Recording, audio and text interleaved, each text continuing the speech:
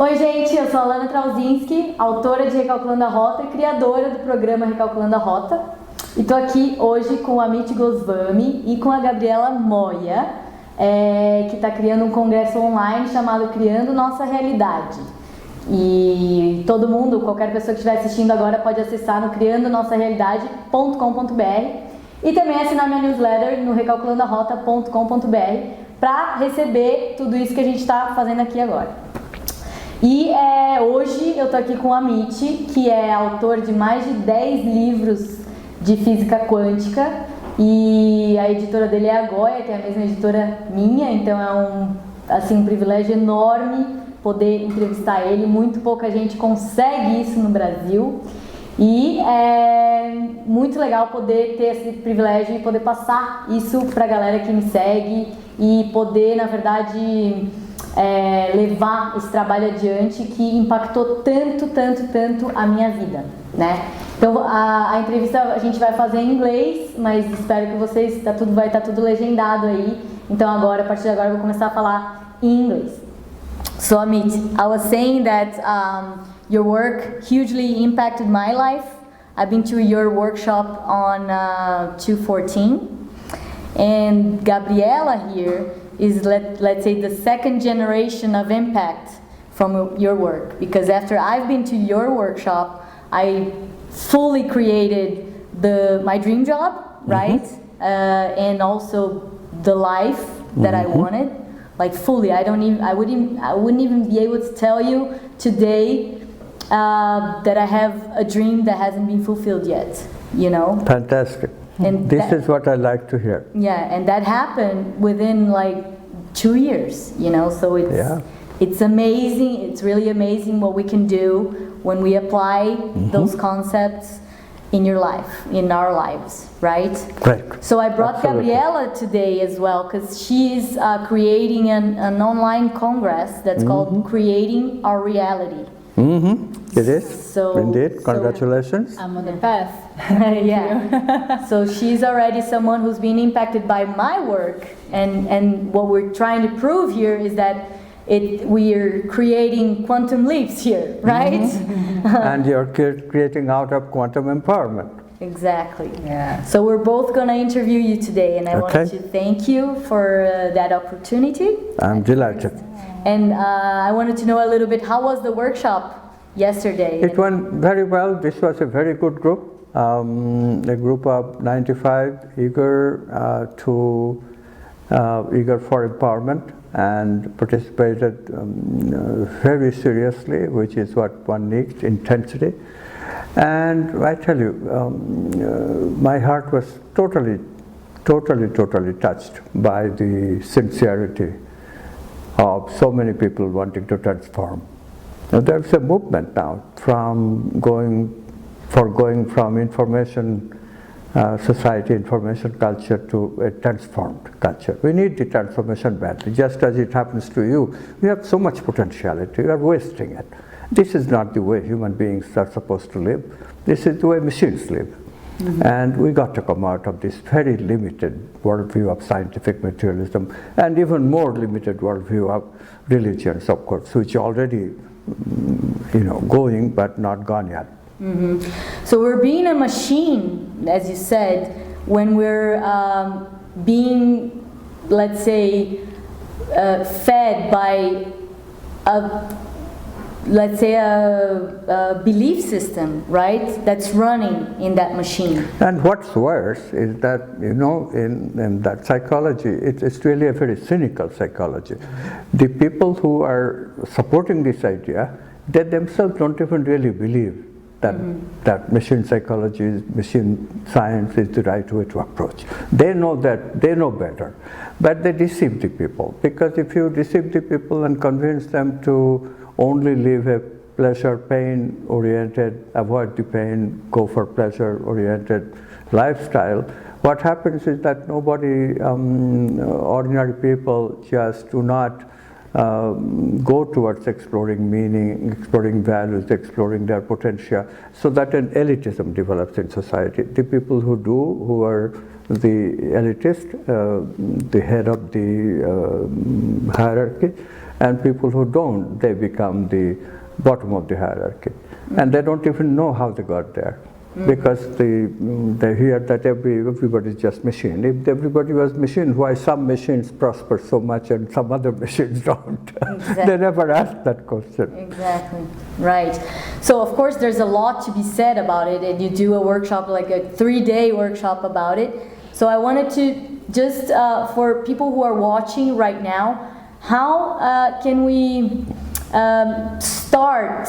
What would be the beginning of like changing the way you look at life? What are the first steps to apply quantum physics in your daily life and make it work in your life? Well, there are 3 steps really. One is first of all, you have to change your thinking. So this is the most difficult part, because the education people get, of course, is machine-centered. The stuff that schools teach are things like completely prejudices, completely unsupported prejudices, but things like everything is made of matter, everything is made of elementary particles. 6-year-olds are taught this total lie. We don't know everything is made of elementary particles. Nobody has proven that thought is made of the brain. It's just a hypothesis. So this kind of thing being taught, people need to learn a lot of rethinking that quantum physics is forcing upon us. So that takes up much of the time. But once they learn how to think correctly, that's the empowerment. And then the idea of how to live it, namely psychological aspects of quantum psychology, the energetic aspect of it, the health aspect of it, the educational aspect of it, all that falls in place. And then the last 2 days we concentrate more on how to change the society. So really we do quantum thinking first, right thinking, and then quantum living, the inside and outside, how we feel inside and how we behave outside, and then we emphasize how to change society. But the emphasis always is that you would be better guide to change society if you yourself walk the talk. So we are into self-transformation as well as transforming the world. So quantum activism is a 2-way thing. You transform the world, but always simultaneously transform yourself. Right. The world, the manifestation comes from what you transform within yourself. Exactly. Manifestation comes from the transformed you, and then that will be a better manifestation. Right. So could we say that in order to amplify the manifestation, we have to get ourselves transforming? Amplify our experiences ourselves, yes. Right. And what is the, let's say, people talked a lot about the power of attraction and all of that, right? That's where people got to know you and your work. But what I learned in your workshop that is not always talked about is about the self-consciousness of the universe, right? And if you're, let's say, what you wish is part of this evolution, it has a better chance of manifesting. Yeah, the point is that the manifesting power does not reside in the ego, does not reside in the personal self that you feel. You have to go deeper. And this is why dumbing down concepts does not really help. Religions tried that, and look at what they did to the world. Spiritual traditions always started with great masters like Jesus, who were saying wonderful things, but those things that we are saying, to learn them, you really have to put some effort in it. Religion dumbed it down, but at what cost?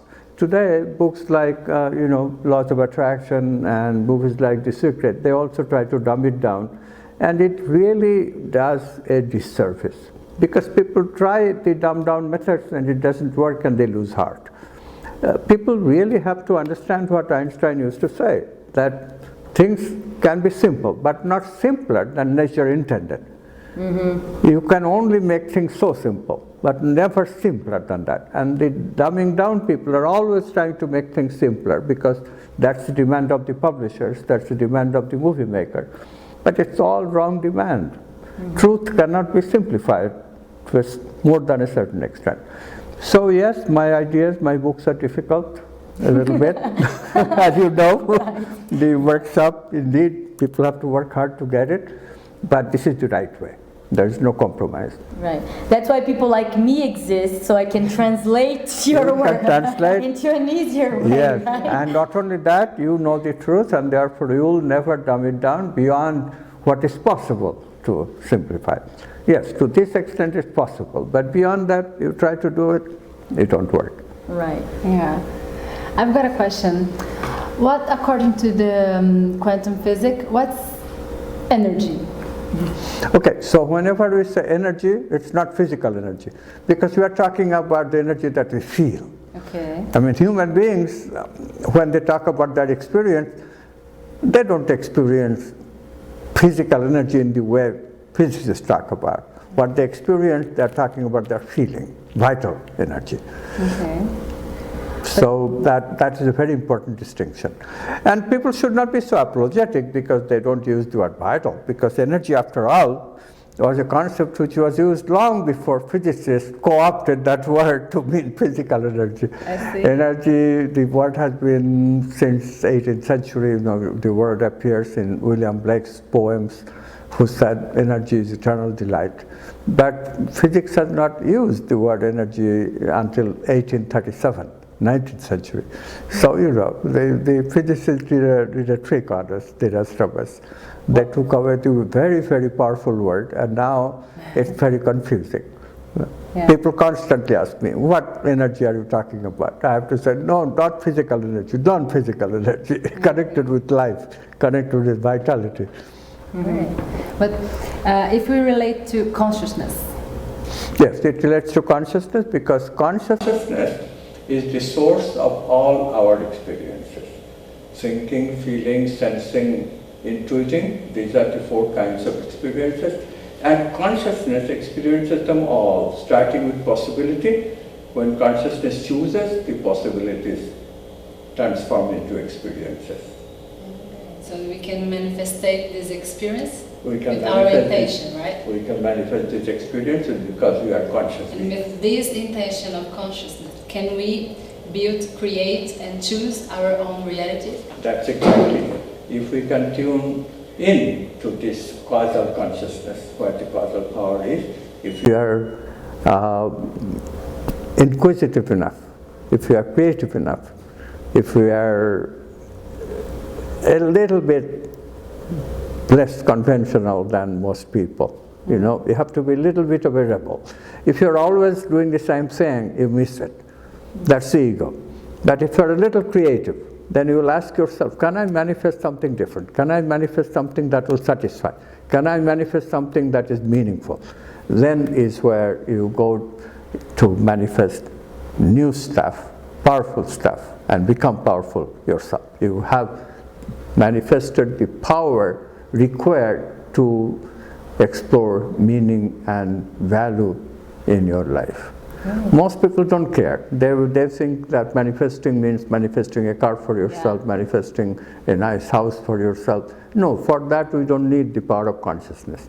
The power of consciousness is for manifesting happiness, manifesting joy, manifesting creativity, manifesting creative products, manifesting meaning and value, meaning and purpose. And that is true abundance, right? That is true abundance. The abundance that people talk so much about is an effect, right, of that. Of that, exactly, of that exploration. If that's your main focus, then that's not abundance. That's not abundance, right? Yeah, if material stuff is your main focus, you are only touching a small fragment of abundance. Mm-hmm. Abundance that is necessary, but not sufficient to bring you satisfaction. Mm-hmm. Right. Mm-hmm. So, but would you say that, let's say, your work had a huge impact on my life because I had a lot of previous work within myself, right, of like self-awareness and all of that. So would you say that quantum physics principles can be applied after you've worked on yourself, or would a beginner be able to apply it? It depends on how curious the beginner is. The important thing is that you are curious. Important thing is that you don't mind being a rebel. Important thing is that you don't want to think like conventional people. You're not happy with the conventional stuff of life. Pleasure-oriented life, avoiding pain and getting towards pleasure. That is important. After that, if you have worked with a little bit of investigation, exploration, that's only good. So for you, it was very easy. I was ready. You were ready. I was ready. If others are not ready, they will take a workshop, they will get intrigued, they will come back, they will take another workshop, they will read a few books. It takes a little longer. But it certainly is doable for everybody. Right, because you said the first step is changing your thought, right? Exactly. And people have a lot of negative thoughts. Exactly. And they keep, even if you go to the workshop and this world opens up to you and you're like, wow, there's a whole new way of looking at life. Maybe a week later, all the negative thoughts start coming back. Drown out the enthusiasm because you have not grounded yourself with the concepts, with the new thinking very well. So you need a revision of it. You need more enthusiasm, more empowerment, more inspiration. Actually, my job is quite simple, really, as you know very well. I didn't do anything. I just kindled what was inside of you. Exactly. I helped kindling it. And that's what has to happen. Some people do it immediately because you are ready. Some people take a little longer. But everybody will get it because it's ultimately, it resonates with us because we are it. This is describing our own being. So there's no problem except that, the worldview, the society, the culture, the conditioning has put a layer of ignorance on our being. So we have to at least partially remove the layer. The layer is now so thick that you really have to work hard, a little bit hard to remove it. And maybe because people haven't had experience about it yet, right? Because I did not believe what you said, just like out of the blue. I set an hypothesis. Let's say I'm going to experience it in my life. And then I'm not trusting Amit yet. I'm going to have to experience it in my life, and maybe I'll trust him. And that, by the way, is the right approach. We constantly emphasize that don't take anybody's word for it. We do not want to make quantum activism into a dogma. Because quantum physics is anything but a dogma. Quantum physics says everything is possibility and we choose. We have the freedom, we have the creativity.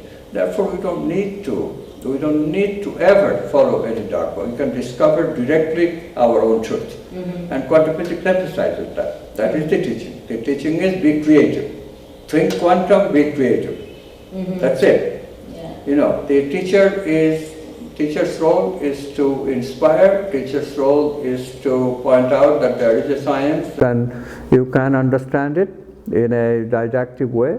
You have to use some intuitions at some point. You have to do it with love, with passion. These things the teacher can't say. Yeah, so I was like, well, I'm going to do this for a certain time in my life and start thinking that way and really believe in it. And let's see, right? If it's going to manifest. And then, because before I was someone, I was always very rational, and I never believed anything just because someone said it was truth. So I was like, I'm going to do this for a certain amount of time, and let's see if it's going to work. But before, I used to think I believe what I see, right? And you told me, believe and then you see, right? And that changed my mind. So I experimented with it for a while, and one after the other, all of my dreams started coming to life. Yes, that's what happened. Precisely. So you have to look at your beliefs, you have to really verify them, just as you did. And skepticism is good. At the same time, you have to feel the inspiration, you have to feel the energy. Yeah, I did. And you did. And that is the key. That is the key. You have to do it passionately, you have to do it with sincerity, you have to do it with authenticity. Then you get everything. And that's what happened to you.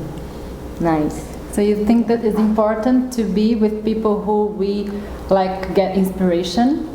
Be together and get this energy of these people, and then do you think that gets easier to be there? Yes, and this is why I'm working very hard to produce an educational system that gives up on just providing information to people, which is what current system does. Yeah. Instead, work on transformation of people.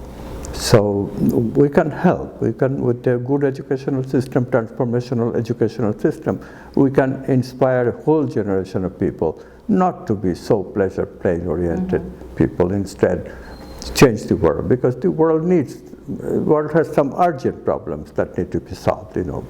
It has been tried to talk about world's problems, but everybody knows them. Our economy does not work, our politics does not work, our education does not work. In addition, we have this global climate change and terrorism that nobody has any idea how to stop and how to change. So we really have our work cut out for us. And quantum worldview is saying that the worldview that we have been using, the two, religious and the scientific materialism, are both incomplete. We need to complete them by integrating them, and the key of integration is right here. It's already here. Quantum worldview is already here. And that gives us all the solutions which already are here. I'm not saying we have all the solutions to the end of it, but we have all the solutions at the beginning of it. So let's begin the new journey. What are you waiting for? We will only be better for it. Yeah, that's great. So people are always thinking that they have to have something in order to do something in order to be someone, right? Would you say that it's the other way around? Yes, they have You to start be by- something, exactly. They have to be something, then they can have something. It's very important to recognize that trying to have something without being is a very, very short-changed approach. We short-change ourselves trying to do that, and this is why things don't work. You cannot change another person, or you cannot achieve something if you have not touched the deeper level of being, which enables you to create. If you try to do without being, then what happens? You are creating the same shit that you have created before. So we have messed it up, let's face it. If we try to do with the same shit, then we'll mess it up more. Instead, what we have to do is to really change ourselves. Okay? So I wanted you to talk a little bit about the doobie-doobie-doo concept. Absolutely. That you have to, So then we it's not come only thinking automatically. different, you Yes. have to act on it. Yes, and this is the right time to do it, because you mentioned being. So as soon as you get set that being leads us to a consciousness which is deeper, which is potent, new causality, new causal power, creativity, then we recognize that this do-do-do approach that we are using is wrong, is incomplete. So we realize that no, it has to be a combination of do and be. And it turns out that creativity researchers who have been aware of this creativity, this phenomenon for about 100 years, they already have, through the study of empirical study of many creative research, creative people, that creative people follow a process. And that process consists of do and be, what we call preparation and then relaxation. So this alternative preparation, relaxation, this is what I call do, we do, we do. Nice. Yeah. Then insight, and then only you can manifest. Insight is also a quantum leap. It's another name for the insight. It's sudden, and again, that quantum worldview comes in and gives us the right idea for explaining the creative process. So would you say that what we're doing here, like consecutive impacts of each person's work, would that be a quantum leap? Well, each person's work with this creative process, Yeah. yes, that each person taking quantum leap. And the beauty of it is that when you take the quantum leap, then you have your own take on the phenomenon. You have your own opinion. I call it individuation. You have become an individual. Before you were following other people's opinion, and look at where that got us. Because those are wrong opinions, they have not worked. So how can following those same opinions will work again? This is just absolutely incredible what we keep on doing. Religions have not worked. This scientific materialism has only taken us to the garden path of failure. So why do we continue trusting them? We cannot trust them. So we go and investigate consciousness and those things that we call archetype, like love, beauty, justice, truth, abundance, ourselves. with creativity. When we discover them, we'll have the new ways needed to change society. That's the process. That's what we want to do. And then we become also in the process an individual, a unique individual, not like the homogeneous dumb machines that science thinks that we are. Nice. The materialist side. I said this the other day, I just wanted to see with you if that's right, what I said. Would you say that a higher level of consciousness manifests a better life? Yes, absolutely. Higher level of consciousness manifests a better life and is essential to live a better life. Because if you are a lower level of consciousness, you cannot even live them really. Even if somebody told you that love exists, how could you live love if your concept of love is that it's just brain chemicals? You've got to get a higher level of conscious thinking, higher level of conscious living before you can really enjoy the real niceties of what has been offered by nature. You know, I mean, this is the sadness in me. A little bit of sadness sometimes show up, and this comes from that only people knew what their potentiality is. It's so fantastic, and they settle for ordinary things like pleasure. Agreed that pleasure is not to be undermined completely. It is nice compared to pain. So people are right, avoiding pain and going for pleasure. But they should not stop with pleasure, because there are things like joy and things like happiness. You know, all they have to, okay, look, there is no sexual pleasure in childhood. But would you ever denigrate the childhood saying, oh, childhood is bad because there was no sexual pleasure, which is our greatest pleasure? Pleasure-oriented wise, right? But in childhood, we did not have sex and we were so happy. We didn't need it, right? So that is the clue. That is the clue. That no, we have other things. We had joy when we were children. We had happiness. And those joy and happiness doesn't go away. They're available to every human being. This is the part we miss. Yeah, I tell people who are on my online course that like if they could see themselves the way I see them, because I started seeing that potential in everybody, right? If they could see themselves the way I see them, man, it would be solved tomorrow, right? Like, because once we have the experience, it starts being so obvious to you, like my own power and their power. You know, I wish I could just blink and say, wake up, you know. We recognize our own power, we can recognize the others. Yeah. I have another question, because we told our audience that we're going to be here interviewing you, and a few of them asked about time and relativity. Could you discuss a little bit more about this? Like, does it time exist? It's really tough to understand that, right? It's not an easy question. No, not really. Not really. I mean, you know, these are mythologies. When Einstein first discovered it, of course, it was hard to understand.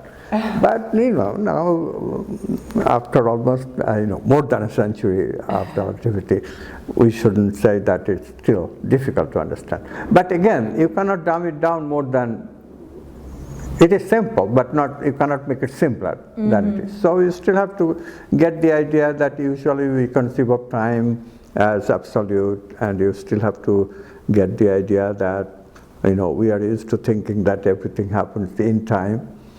So Einstein changed that, and the concept now is that no, time is relative. Relative meaning that it depends on movement. Before, the thought was that movement occurs in time, and time is an absolute thing. You cannot change the way rate of time itself is. But now the idea is that no, time depends on movement. If a body is moving very fast, then in that body's reference point, if I ride that body, then my clock will slow down, including my own body clock. So I'll age slower. Okay. So we can imagine things like astronauts going out very fast and not aging at all, and coming back and they find their cousins have aged and become old and they're young. That kind of thing. It's very science fictiony, but it's all very true, because we have verified it experimentally. We have sent clocks on spaceships which go pretty fast enough to make a little difference, and when the clock comes back, we find that yes, indeed, it's slower than clocks that were left on Earth. Wow. Yeah, there's a wide field to talk about it. And it's also relevant to quantum physics, because we see that time and space, they really are concepts of the space-time domain of reality. In quantum physics, you have discovered a domain of reality which is outside of space and time. So there, it is really timeless. Space and time don't exist in this form anymore. So we have here, time is relative. There, it's timeless. Because it's timeless, we can have signal-less communications. Here, every communication takes time, because time comes in this domain of reality. But in that domain of reality, communication is instantaneous, taking no time, because there is no time in that domain of reality. So this kind of thing we now have discovered. So here's relativity that holds in space-time domain, and there is quantum domain of reality where relativity doesn't hold, where there is no space, there is no time, and it's a beautiful discovery. We call it non-locality, instantaneous connection between people. Yeah. Telepathy is an example of it. Yeah. There's no time. There is no time. Real? Well, in that domain, if we know the access to that domain, it's really real. There is no time. But because we are tied, we live in this domain because the nature of the human body, the human brain. But if we want to go outside of that, and we can in creative experiences, we can in out-of-the-body experiences, we can when we are, a few people are fortunate enough to die. Everything that we can, it's real, right? Yes, everything that we can do is real. People today die and then they are brought back by cardiac surgery. In between, no time.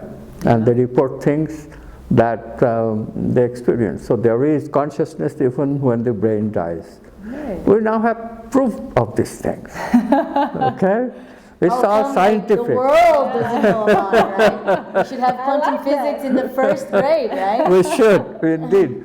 The only problem, of course, is that it is too sophisticated for a child to understand. Well, the way I understood that is that if we're talking about being, being is always being, right? So if it's always being, so we could prepare. How can you be before, be yesterday, and be tomorrow? No, there is no such thing. You're just being. Right. Being has to be timeless. Very good. So these things we could teach, at least in high school, and we could keep from teaching very limiting thoughts like everything is made of matter. If we just keep materialism out of the elementary school and make our curriculum in high school a little bit more philosophical, then we can introduce quantum physics right in the first year of college. And that would be a very great improvement of the educational system. Cool. So we heard you're doing an online course now. And so people who cannot come to your workshop or live in other parts of Brazil will be able to see you online now? Yes, I think that this is a very good step we are taking. We want to make it more available. Also, this gives us a more complete rendition of a certification that we have begun. People can take our quantum activism course and take the online course, which will be prerequisite to a later teachers training course, because we want to have many more teachers. Brazil is a place of 200 million people, and we have created only 700 quantum activists. We need many more teachers. So we now really want to create quantum activism teachers. Nice. Look. I'm in.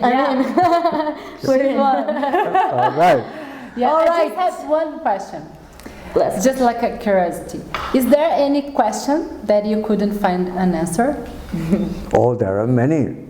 and they're all futuristic. For example, one question that I work on a lot, which is the concept of these archetypes that we talked about. Love, for example. Is it possible to embody love so completely that you cannot not love? Wow. I know how to love. But I must say that it's not as universal. I know if I love you, I can love you unconditionally. But I must say that I cannot say that I embody love so much that I can love everybody. And that embodiment of love I'm very curious about, how to embody an archetype like love. Because what's the advantage? I had an experience like that once. I was doing a very hard spiritual practice for 7 days, and at the end of the 7 days I had a wonderful experience, but the experience was pale in comparison to the 2 days that followed, because in those 2 days I loved everything. I could not love any person. Wow. And that experience I never had before, and that experience I never had after.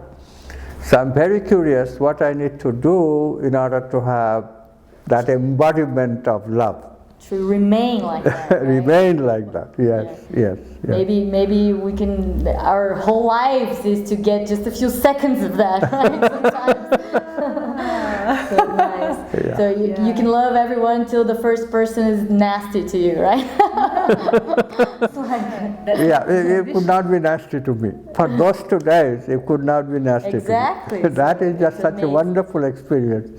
But you could not figure out what happened to you. I could not in figure order it to out. get- I have thought and thought, what kind of brain state did I create for those 2 days, and why did that disappear? These are questions that keeps me awake sometimes. For a next book then. Still a lot to perhaps learn, right? even, if it is, I don't know. If it's from this life. I hope I find the answer in this life. But We'll be waiting. we'll see. We'll be trying to figure that out too. Yeah. All right, thank you so much, Amit. It You're was so very nice welcome. to be You're with very you. And welcome. it was very You're lot very of fun. welcome. Namastê. Thank you very much. Namaste. Gente, para ficar sabendo de tudo que é do curso online do Amit, de tudo mais que ele estiver fazendo, assinem a newsletter no recalculandorota.com.br e no criandonossarealidade.com.br. Um beijo para todo mundo e até a próxima entrevista.